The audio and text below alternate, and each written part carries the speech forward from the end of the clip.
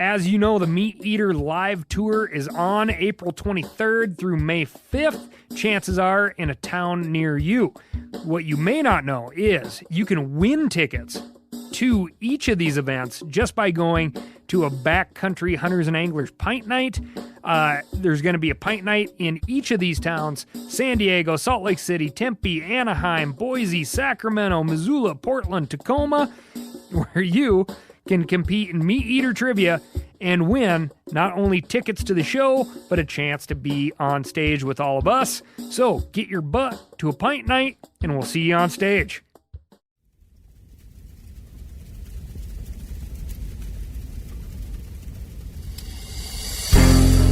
As a guide and hunter, I've spent thousands of days in the field. This show is about translating my hard-won experiences into tips and tactics that'll get you closer to your ultimate goal, success in the field. I'm Remi Warren. This is Cutting the Distance.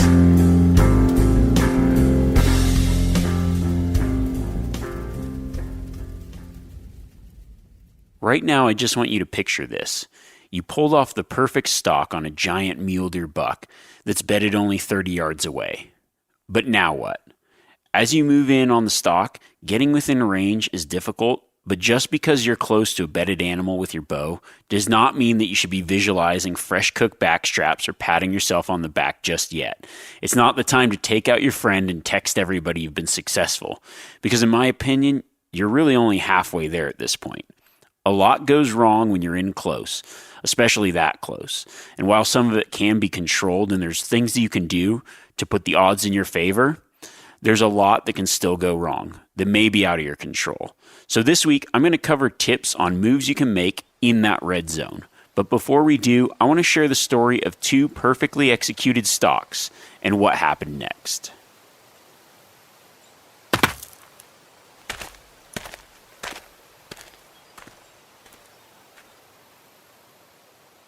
The first stalk I'm going to talk about happened in the Southern Alps of New Zealand. I was hunting tahr. I had my bow with me, and I'd spotted this really good bull that had just come off the cliffs before the evening and fed down into the tussock. Now, the tussock is like this really tall, kind of like yellow grass, and it's their primary food source. So they hang up in the cliffs in the daytime, and then I watched him walk down through the cliffs and move down to where he'd been feeding. He got in there and then just bedded down. But he moved down really late that day, so I figured I'll do my stalk while he's bedded, and then he'll get up before it gets too late and I can get a shot. I worked my way down, crawling and sliding, just keeping the hill where he couldn't see me. Now, this tussock is like, I would say almost probably knee high, maybe a little bit taller. So I couldn't even actually see him while he was bedded. As I stalked in, I'm like, just had to make good landmarks of where I thought he was, because I'm essentially stalking in this big open mountainside of grass, and I couldn't actually put eyes on the bull where he was bedded. So I get in, and then I see horn tips sticking up above the tussock. I'm like, sweet. I range it. He's within range, in that 35-yard range, something like that. Set my pin, get ready, and wait. And I'm just waiting. But as I'm waiting, I'm above him, and I know that pretty soon the thermals are going to shift, and I'm going to get winded, and that's going to be it. Also, it's fairly open, and once he stands up, if he looks my way, he might see me, but how tall the grass is and the slope of the hill, I might need to draw back and stand up, and I might be in the open to do that. So maybe if I could do something to get him to look the other direction. I'm within range. I've pulled off a perfect stalk. I'm almost thinking in my head, man, this is a done deal. This bull's so close. This is going to be awesome. He's probably one of the better ones I've been on with my bow. So I think, well, they aren't necessarily afraid of noise as much as some other animals because they live in the mountains, rocks, and other things are constantly falling. So I decide I'm going to take a rock and chuck it past him, and hoping that when it hits the ground below him, he'll stand up and kind of look down that way, giving me time to draw back, anchor in, and release.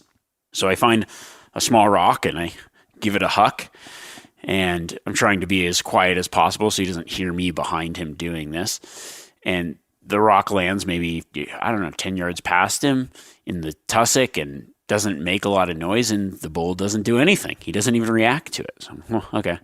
So I grab another rock a little bit bigger and give it a huck. and it lands. And as soon as I throw, my release is on my bow and I'm ready. As soon as that bull stands, I'm going to draw back and this is going to be perfect. I'm thinking, okay, nothing happened. So I grab a little bit bigger rock, give that rock a hug. As soon as that rock hits the ground, that bull bolted out of there faster than you could even blink. It did not work at all. Now, I've done that rock technique before and had success. This time, I thought that was my best option. I figured it would work, and it absolutely didn't. Now I'm going to share the story of a mule deer hunt. I had spotted this good buck in this was an early season Nevada archery hunt, deer in velvet. I'm glassing for a particular deer, and on this hillside across from me, I spot a really nice buck, like a high 170 class 4x4 with a big cheater coming off one side, and he's by himself. I'm thinking, this is perfect, a solo deer that I've got a pretty good vantage. So I just sit there for most of the morning and watch him. The buck's feeding, he goes and beds, and I look at and analyze the situation. I think, all right, it's still early. There's not a lot of cover there. The sun's behind me at this point. He's going to get hot and move. Sure enough, buck gets up, moves. And he goes a long way. So I was glad that I stayed in that position and didn't stalk. So he moves and he beds again. And the spot, I'm looking at it and I'm like, man, the winds are kind of shifty. I'm just going to wait and watch this deer. I've got a great view. I've got all day. I'm going to make this play right. About an hour and a half after watching him bed, he gets up and walks to the next canyon over. He kind of drops down a little bit, and I'm just looking at where he could be going, and there's this one big juniper tree. And the juniper trees are nice because the leaves are really dense and close together, and it just provides this really dark shade. And it was good because it was kind of on this point where he'd be getting wind, and I looked and I'm like, man, please bed there, please bed there. And sure enough, that buck walks right to there and plops down in the shadows. It was perfect because there's some like rim rock cliffs behind it and like a good area to stalk down. I could use some of the rocks and made some markings of where I was going to stalk to. And this is maybe a mile or so away. So he was a ways out there, maybe even further than that, actually. Decide, all right, now it's like mid-morning, 11 o'clock. The day is heating up. The wind's perfect. There's like a good thermal that day, just especially how hot it was. It was going from high desert, get these huge temperature swings where it might be a 40-degree temperature swing, and a lot of that picks up in that early morning, and so you get these huge thermals that just rush up the mountain. I'm like, perfect, this is going to be great. I get above him, start stalking down, and I was actually self-filming, so I had to stalk this buck twice. I'm like, one, it's a really good, mature, high-quality deer. I've got to stalk in, but I had to stalk in, and so what I was doing, because it was just really loud, rocky, almost like this volcanic type rock where you'd step on it. It's kind of like loose marbles a little bit, so kind of loud. And there's a few places where I just wanted to be extra quiet and had to stay low because the way that the cliffs came down, I couldn't go that direction. So I kind of had to pop out in a place where I thought there's a potential he could see me. So I'm crawling in and I would leave the camera. I'd crawl up maybe 40, 50 yards at a time, drop my bow, crawl back, get my camera, crawl back up, stalk with the bow. So I end up creeping in, getting my bow to 33 yards. And that buck's bedded there. I can see his antler tips coming out from either side, like a little bit of sage, and it's just perfect. I'm like, okay, do not stand up while I'm going to get the camera. I crawl back, get the camera, crawl back up, and I get set up. I'm now within 33 yards of this buck that I've stalked twice. It was the perfect stalk on a bedded buck. I mean, I just couldn't ask for more. I position myself and I do a little bit of investigating, just to make sure that I see if I can get a shot, like sneak an arrow in there somewhere, and I can't. I can just pretty much see his head and his antlers, so I put myself in a position where when he stands up, I'll have a shot. I can see where his antlers are at, and I kind of anticipate, okay, when he stands there, his head's actually going to be blocked when he stands, but his body's going to be in this one opening. I mean, you cannot get a better scenario. It's a great buck. So I get set up, and I'm just waiting. An hour goes by. The sun is just beating down on me. I've got my face mask on. I'm just trying to stay not melting in the sun, just focusing on this deer, kind of just in a relaxed position. Another hour goes by. Like, all right, sooner or later, the sun's going to move enough where he's going to get hot and need to stand up. And I had thought of every scenario. I thought, oh, maybe I could get a shot while he's bedded. Maybe I should toss a little rock. But I've had that work. I've had that not work. My preference is to not ever have to do that. Just wait for them, be unaware of your presence, and not try to mess it up myself. Everything's really good. All I need this buck to do is stand. And that's a field tag. I think I was like 30 yards. I had plenty of time taking pictures, texting my friend Joe, like, dude, I'm with it. It's just like, I'm right here, man. 30 yards just waiting. Been there for hours. Then I'm sitting there and I feel something, a slight tickle of wind on the back of my neck. And that deer blew out faster than that tar blew out. I waited there all day. Everything was perfect. By every measure of success, I'd done everything right. And something that I couldn't control happened, and that buck ran out. I share those two stories to say there's a lot of different options, a lot of different things you can do, and a lot of things that go wrong. So the tips that I'm going to share today are ways that when you get into range, how to just kind of swing the odds in your favor. Because even on the perfect stalk, there's a lot to manage and a lot to think about when you're in that close proximity to whatever you're stalking.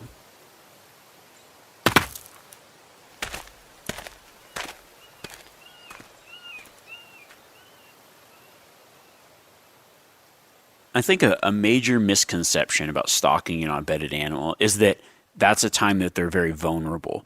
Now, it's a time that they're stationary, but it is not necessarily that they're vulnerable. They're bedded there because they have a certain net of safety. And that's why when you get within that, what I call the red zone, that range where you're close enough to shoot, but you're also close enough that a lot of things can go wrong. And you may not have a shot at that time. So you're going to have to wait. And by waiting, you're putting yourself at the mercy of natural elements that can change very quickly. But there's also things, having stalked many animals in the bed, I've been very successful doing it. And I found that in that crunch time, there's a few things that you can do outside of those things you can't control that really help swing the odds of success into your favor. As you know, the Meat Eater live tour is on April 23rd through May 5th. Chances are in a town near you. What you may not know is you can win tickets to each of these events just by going to a backcountry hunters and anglers pint night. There's going to be a pint night in each of these towns: San Diego, Salt Lake City, Tempe, Anaheim, Boise, Sacramento, Missoula, Portland, Tacoma, where you can compete in Meat Eater trivia and win not only tickets to the show, but a chance to be on stage with all of us. So get your butt to a pint night, and we'll see you on stage. Now, before I even go too much further, my philosophy when I stalk in on something bedded is my first thought is I don't want to have to wait. Part of that is because I'm slightly impatient, but the other part is I've had things like that scenario where the wind shifts and the animal runs away. Now, I think there's probably people that will tell you, oh, if shooting at a bedded animal is unethical for whatever reasons. I 100% disagree with that. And I think that maybe the main reason that people say that, or that's a misconception in my opinion, is because they don't understand the vitals of the animal, and they think that maybe the way that the animal's bedded or other things doesn't offer a good shot. I'm not talking about taking marginal shots on bedded animals that don't offer good shots. But what I'm looking for, the first thing I do when I stalk in on a bedded animal is see if I have a shot. And what I mean by that is I'm only going to shoot at a bedded animal if I have a shot that has as high a percentage of vital and success that I know when I release that arrow for 100%, that animal will die quickly. And that is 100% doable. It's actually, when I think about it, I prefer taking that bedded shot if it's a good one, because the animal's stationary. I have time. I'm not rushed. There's not other factors in the way. I can take my time to analyze all the factors and then decide whether I'm going to shoot or wait. So it's this, as soon as I get in, I always make this shoot or wait assessment. Most of the time it ends up being wait, but there are those few times where everything's lined up just right where it can be shoot. So when you get in, the first thing you want to do is kind of analyze the situation and decide whether there's a shoot opportunity. To do that, I mean, I might be at 30 yards, but I'm going to take my time and really scrutinize how the animal's bedded, being very honest with myself and saying this is a very big decision, so everything has to be 100% right. Is the animal bedded slightly quartered to me? If it is, that's not a shot I'm going to take. On a bedded animal, that shoulder blade's going to be in the way. The vitals are going to be in an awkward position because of the way that they're laying. And so I'm going to pass. Is it bedded slightly quartering away? That might make a difference. Is it really steep downhill or is it more flat? Am I shooting up or am I shooting down? So I'm going to factor in all these things. I'm also going to use my binoculars and really focus in on the animal, and I can start to pick apart, okay, here's where the muscles are. How is it laying on the hill? Like, is it laying kind of back where its lungs and heart might be rolled up? And really understanding the position of the animal, where the vitals are, and just looking up close, even at that close range, saying, okay, here's where the vitals are, here's where the bones are. Okay, I have a shot or I don't have a shot. That's the first thing that I generally do. Now, a couple tips on that. When you're within range, when you're in that red zone on a bedded animal, one of the tips that I always think about, because I've had this blow my stock many times, is being careful to shield your optics from reflection. A lot of the time, maybe the sun's out there, it's high in the sky. Every time you raise up your rangefinder or binoculars, you run the risk of the sun hitting the lens and then throwing out almost like a signaling mirror flash that can go into the dark shadows of where it's bedded or somewhere else and catch the eye of the animal. So every time I raise my optics up, I make sure that they're shielded, they're covered with shade, and nothing's going to reflect off that lens. Because even if the animal can't see you, that flash can travel airplanes can see that flash from 10,000 feet above. So it's not unexpected for a deer to catch that in the peripheral vision. That's something that you just definitely want to be careful of when you're in that red zone. So let's say we've got a clear shot, everything looks good. Awesome. That's a great scenario. I'm going to take that shot. That doesn't happen very often because I do scrutinize those shots so much, and you should too. But so now the option is to say, now we can't take a shot. We got to wait. What you're waiting for is you're waiting for that opportunity. And that opportunity normally arises when the animal stands up. So right now, I'm just going to run through my process when I get within range on a wait scenario. The first thing I got to tell myself is I got to be patient.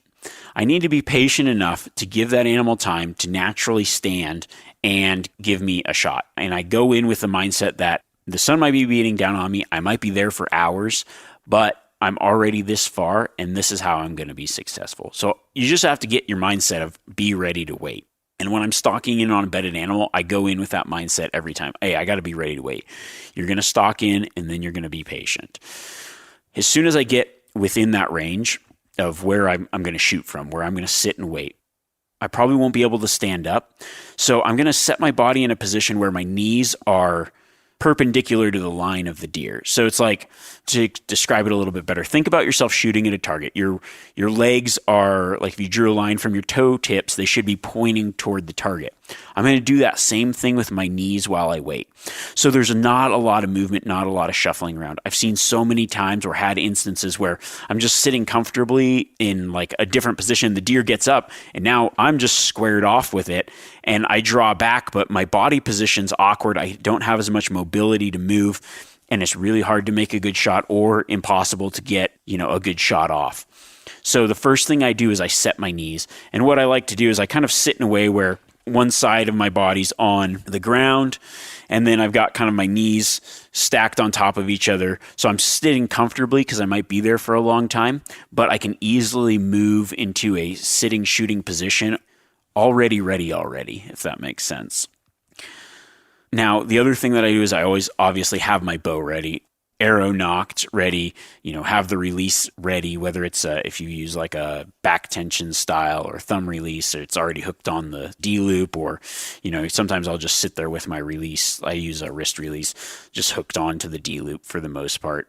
On those long waits, you got to make yourself comfortable, but you also want to make sure that wherever you set your bow, you can raise it up without making a lot of movement, without making a lot of sound, because you might not have a lot of time, and you might have to, be from 0 to 100 in a very short amount of time without making a lot of noise. So make sure that that bow's ready, that bow's like in a way that you can easily get it up and draw back without having to do too much.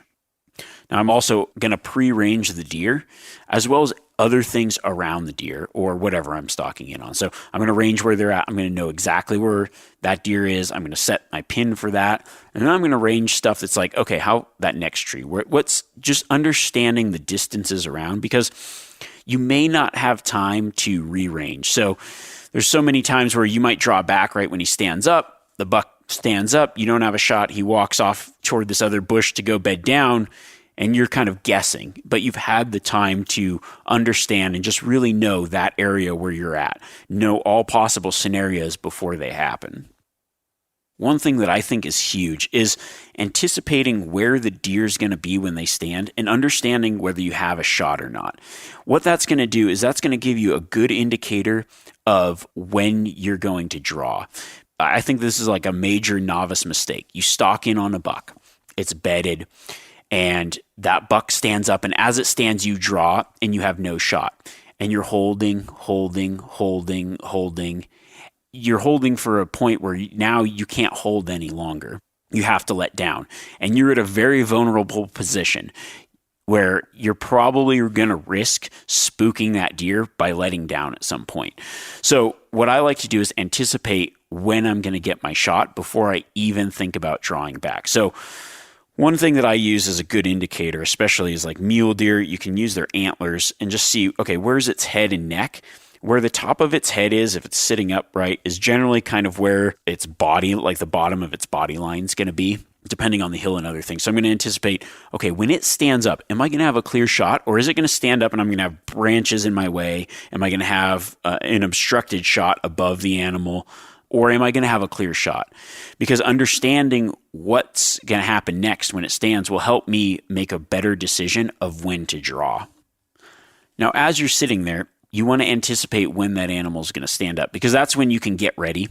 I've noticed like mule deer and elk, every animal kind of makes its own little move before it gets up. And so you're just going to watch them. Mule deer, often you'll see like this crazy ear flick, and then they start to stand up. Elk kind of like to rock their antlers back and forth before standing up. So every time I see those movements, I'm like at the ready in that draw position. My bow should already be vertical, my release on, and I'm ready to pull back. Now there's times where they do those moves and they don't get up or whatever, but every time you see a stand-up indicator, you want your bow already up and ready so you don't have to make those movements later. Because the time that animal's bedded is, if you've been sitting there for a while, you already know it doesn't see you. You know that's the time to get set up. You don't know what's going to happen after it stands, so you really need to be ready in those moments and anticipate that standing up beforehand. My preferred option is if I know when the animal stands up, I'm going to have a shot. I like to draw back while that deer's standing. I can think of so many times where, especially with mule deer, I've been successful. As that deer stands, I see those ears flick. I see him start to go. And as he's standing up, his head's now probably facing downhill. It's going to be hard for him to look uphill and stand if that's the position that he's in. I try to anticipate that. But as he's standing, I'm drawing. So as soon as he's stopped, I'm already settled in and can release that arrow before he takes a step, anything like that, before he's too distracted or too focused in on anything. Like while he's distracted standing up, I'm generally drawing if I know that I'm going to have a shot when he's fully standing. If I don't think I'm going to have that shot, I'll wait. Now, often animals, when they stand from the bed, they're going to be thinking about a couple things, and you want to try to anticipate this. Are they going to just be moving a little bit to rebed? If you see that the sun's just beating on him now, you're going to think, okay, he's going to go toward the shade. So which shade is he going to go to? The same tree, or is there some other spot around that you've already pre-ranged where you think he might walk to? A lot of times they'll stand up, they'll stretch a little bit, they'll walk out a little ways and start feeding. That's a big one. That's where pre-ranging comes in. And if that's the case, you aren't going to have a shot. What you're going to want to do is, as soon as that animal starts to make a move and look away, that's when you're going to draw and be ready to take your shot. As I'm sitting there, you've got time, you've got a lot of things to think about. So when I stalk in on a bedded animal, one thing that's going through my mind is just my shot process, what that shot's going to look like, what I'm going to do.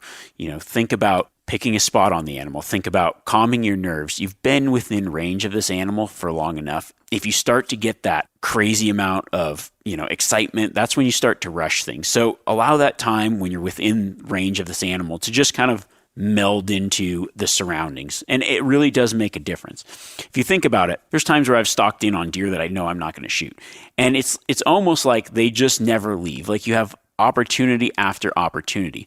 When you're in on a deer that you're trying to kill, you get this rush of adrenaline, and that rush of adrenaline causes you to rush things. And by rushing things in many ways, causes different outcomes. Now it may not be that the animal necessarily senses that, but it may sense you doing movements at times you shouldn't. So one thing while I'm there, I kind of think through this process of, okay, I'm going to wait for my opportune shot. I'm going to draw back. I'm going to focus in on that spot. Like you've had time to look at the deer. You don't need to look at the antlers. You just think about making a perfect shot and whatever your process is for going through that shot. Me personally, I just kind of think about picking a spot on that animal. I like to find one hair. Like I think about aiming for one hair, and I think about where that's going to be and what I'm going to visualize and pick a spot, focus in, and then I don't even think about the rest. I just shoot. And that for me has been very successful. Now, the thing you don't want to think about, because I've done this and every time I do it doesn't work out, is that those thoughts of, I'm so close. This is such a done deal. The times you're just counting your success before it happens.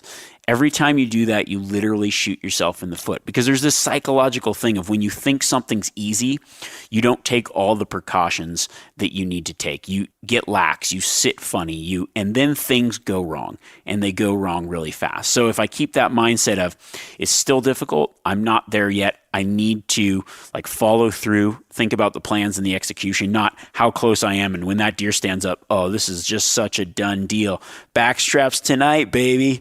That's every time I start thinking about that, thinking about how I'm going to take a field photo or who I'm going to text first, I know it's not going to work out at that point. But it's because in my mind I get lax, and you just end up doing things that aren't focused in on the exact task at hand. There are so many facets to spot and stalk hunting, and there's so many different scenarios, but just having this type of information I think is really going to help you if you encounter maybe a new situation that you haven't seen, or maybe you've done this a million times, but just kind of thinking through a few of these things that I go through every stalk.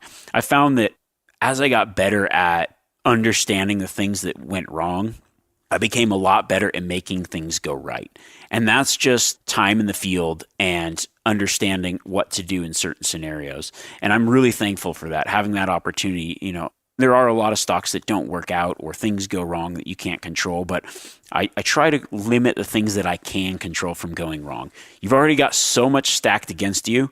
Doing something like not being ready for when the animal stands up, not having your body in the right position, not accounting for this or that in crunch time, just one little mistake there could mean the difference between getting a shot and not.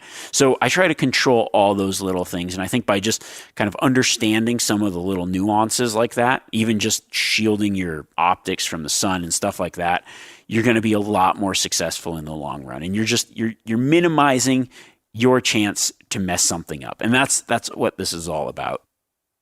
I hope you've enjoyed a little bit of this kind of, I guess it would be like a 3-week thing on spot and stalk tactics. So if you missed any of the other two, we talked about cutting off, we talked about, planning your stalk on a bedded animal, and then now obviously getting within range and what to do when you're in the red zone. So if you missed any of those, feel free to go back. If you got friends or whatever you think you enjoy this podcast, please, I appreciate the support from everyone, share it, and I really appreciate that. Next week, I want to talk about a little bit of summer scouting and maybe some stuff to plan for that fall season. So if you get a little bit of time to go out and pre-scout, some tips on that, I think that'll be huge for your success as well. So I'm really excited about that. Also, as a reminder, I talked about it last week, but I've got a massive gear giveaway. I want to just support you guys for supporting me. So I'm going to give away a package of gear that is essentially everything you need to hunt from now until forever. It's just an awesome package of great gear, high quality gear that's going to last a long time. So if you're interested in that, you can go over to my Instagram page. I'll just leave that link in my bio there so you can find it easily. And yeah, I'm super excited for this season coming up. I'm excited for you guys to share your success with me.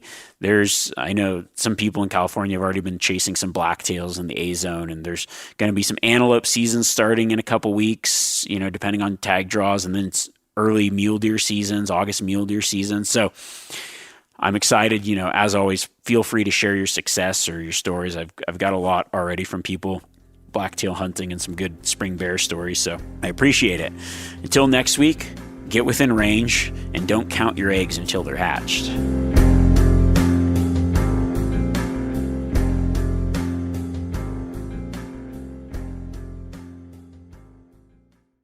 As you know, the Meat Eater Live Tour is on April 23rd through May 5th. Chances are in a town near you. What you may not know is you can win tickets to each of these events just by going to a backcountry hunters and anglers pint night.